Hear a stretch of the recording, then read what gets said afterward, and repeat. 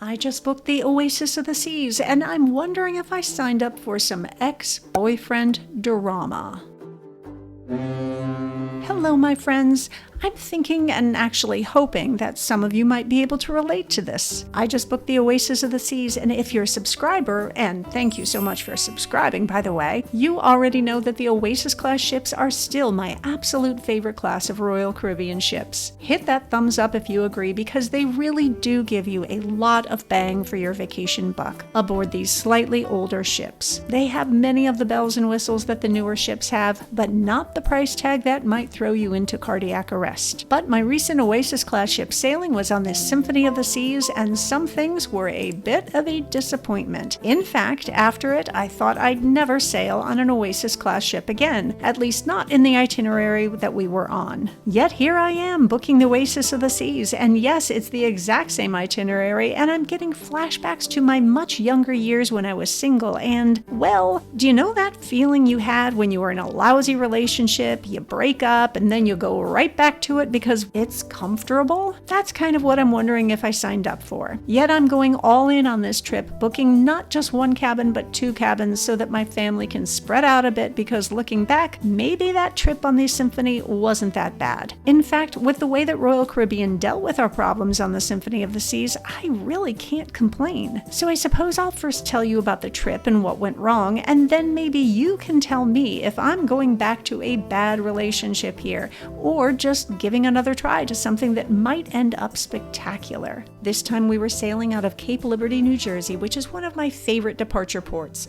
For me, Cape Liberty is so much easier to access than sailing out of the nearby Manhattan cruise terminal, because I don't have to deal with Manhattan traffic. We were spending 7 nights on board, sailing to Port Canaveral, Perfect Day at Coco Cay, and Nassau. One of the best parts of this cruise is that we weren't doing it in the dead of winter this time, which is why you get to see all this lovely footage taken in the sunshine.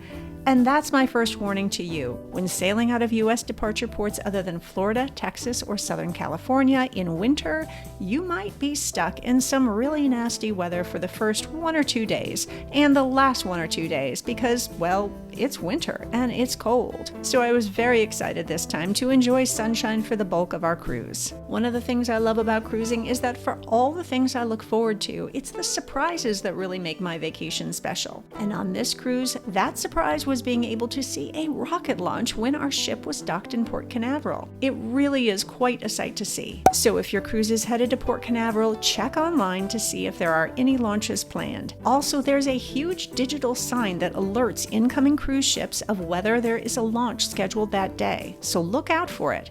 As I recall, it will be viewable from the starboard side of the ship as you approach the port, but if I'm wrong in that, please correct me in the comments below. As for the ship itself, I know some other YouTubers have complained that they feel like they forget that they're on a ship when they're on an Oasis class ship like the Symphony. But for me anyway, I very rarely forgot that I was on a ship on the Symphony, because I spent so much time on their beautiful spacious pool deck and walking around their jogging track. I understand what they're talking about though, especially if you spend a lot of time in the Royal Promenade. But even that area of the ship was so huge and wide and welcoming compared to the Royal Promenade on the Quantum class ships that I genuinely enjoy hanging out there, even if it does have a mall-like atmosphere. Another thing I really appreciated about this ship is how well the passengers are spread out throughout the ship.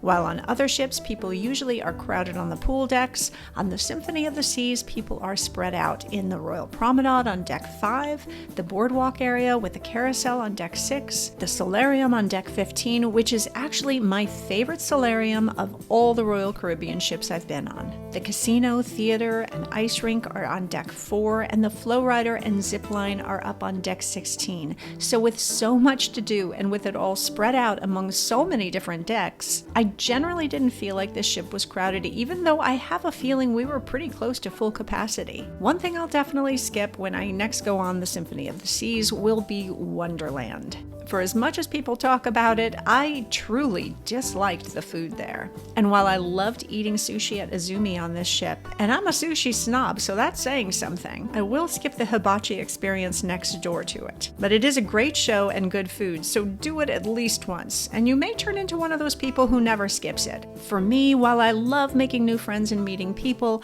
I'm just introverted enough to not want to sit for a lengthy meal with people I don't know on a regular basis. Am I alone in this among cruisers? You tell me. Highlights of this ship for me are the Abyss dry slide, which I really enjoy because I get the same kind of low-key thrill that I usually get on the Perfect Storm water slides, but I don't have to get wet, and the line is usually much, much shorter. Another thing you really don't want to miss that no one seems to tell you on YouTube is the comedy club called The Attic. The comedians in there were so good. It's hard to get reservations because it's a small venue, but every time we showed up for standby, we got in, so don't forget about that standby option. And also, I love the show in the Aqua Theater on this ship. It's absolutely spectacular. Really, all of the entertainment on board this ship was extraordinary. Don't miss any of the shows, please. Not even Flight, which I thought was going to be a letdown, but wow, the sets and the effects in the show blew my mind. And for that one, try to get a seat toward the front and in the middle. You'll thank me later. I also loved Central Park, though I will warn you to be careful walking in Central Park in the morning because the condensation on the ground makes the pathways very slick. Yes, that's another thing that YouTubers don't tell you, but I'm a mom, so I'm going to. The ship's designers did an incredible job making you feel like you are truly in a park setting with little pathways that wind along and then open up to restaurants, outdoor seating, and even an area where they have live music that proved to be my favorite entertainment on the ship.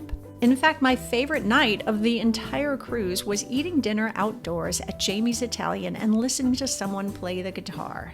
It was one of those moments when I just felt myself decompress completely. I wish I could literally give everyone in the world just one night like that, because I feel like we'd all just get along better. And I should also give a special shout out to Jamie's Italian because it was a delicious meal. I know that some people say that they prefer Royal Caribbean's other Italian option on other ships, which is Giovanni's. But I have to say that Jamie's Italian, specifically when I'm eating outdoors in Central Park, is so much better than any Giovanni's I've been in. And I love Giovanni's. So I think a lot of that has to do with the park-like setting at Jamie's on this ship and live music that doesn't shatter your eardrums when you're eating. It also might be, drumroll please, because I was eating at Jamie's Italian for free.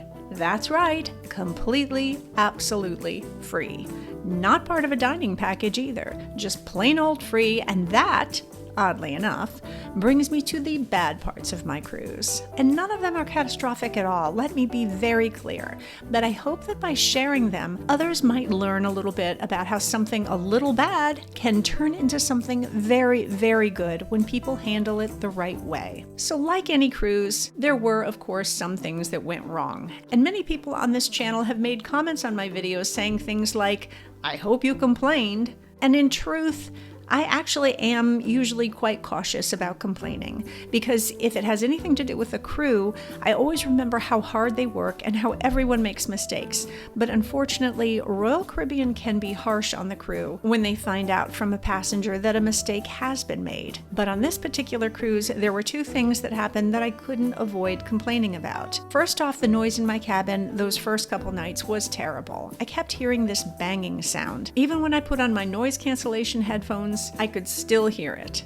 Of course, my husband slept through it all, but that's what 20 years in the Army does. After that second night, I went out on my balcony and figured out that the noise was coming from the barrier between our balcony and the neighbor's balcony. On some Royal Caribbean balconies, that barrier between the balconies can be opened up like a door, allowing people to share their balconies in case you happen to know the people in the next cabin over. It does seem odd that they have that, since our cabin was not an adjoining cabin. But, well, there you are. Apparently, that barrier should have been locked for us by the person who cleaned our cabin before we boarded, but it wasn't. And so when the wind blew, it rattled crazily. So once I figured that out, I definitely needed them to lock that for us. Outside of the rattling noise, I didn't like the idea that someone I didn't know could walk onto our balcony. But since we kept missing our cabin steward, I ended up having to go down to guest services and ask them to send someone up to lock it. problem solved, and they were so apologetic. Then on that same day, when I got a salad from the park cafe, I discovered a very disturbing decapitated bee in my salad. Now, I've had bugs in my salad before. In fact, I have extraordinarily bad luck when it comes to finding things in my food at restaurants.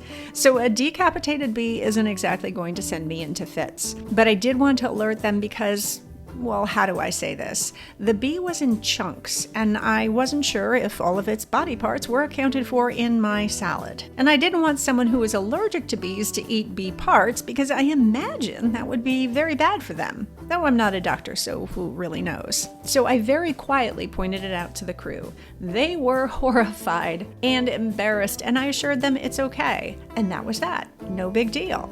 So we were surprised when we received a letter of apology for the issues we faced during our cruise, and were told that we would get a free meal at Jamie's Italian, as well as a future cruise credit valued at 20% of what we paid for our cruise. That was kind of a shocker, honestly, and really is an example of how when you complain the right way, not yelling, not drawing attention to yourself, not threatening legal action, nor trying to publicly shame crew members, all of which, let's face it, I've seen plenty of on cruise ships. If you are kind and respectful when you complain, Royal Caribbean really does go the extra mile to make it up to you. And so here I am booking another Oasis class ship, going to the exact same destinations from the exact same departure port, and I'm wondering if I'm doing the right thing by giving it another try. Or is it a case of bad ex-boyfriend syndrome and I'm going back to something lousy just because it feels comfortable? You tell me. I'd love to hear from you in the comments below. And as always, thank you so much for watching, for subscribing, for commenting, and for making this such a wonderful, supportive community. I'm so grateful for you.